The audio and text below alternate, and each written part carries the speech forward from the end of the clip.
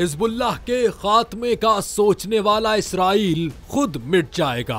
Ayatollah खामनाई का बयान। Iran के सुप्रीम लीडर आयतुल्लाह खामनाई का कहना है कि शाम में किए गए इकदामात से सेहूनी हुकूमत को मज़ाहमत खत्म होने की गलत फहमी हो गई है।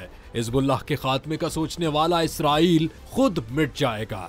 दूसरी जानिब इसराइल की जनूबी शाम में पेशकदमी अब तक जारी है और इसराइली फौज ने दरियाए यरमुक पर कब्जा करने का दावा किया है। इसराइल की जानिब से मकबूजा गोलान के इलाके कलमून में भी बमबारी की गई। उधर तुर्क सदर तैयब अर्दोआन की यूरोपीय कमीशन की सदर उर्सुला वान से मुलाकात हुई, जिसमें शाम की तामीर नौ और महाजरीन की वापसी के लिए मिलकर काम करने का फैसला किया गया। इसके अलावा अक़वाम मुत्तहिदा की सलामती काउंसिल के इजलास में शाम के लिए अक़वाम मुत्तहिदा नुमाइंदे ने शाम पर पाबंदियों के खात्मे की जरूरत पर जोर दिया।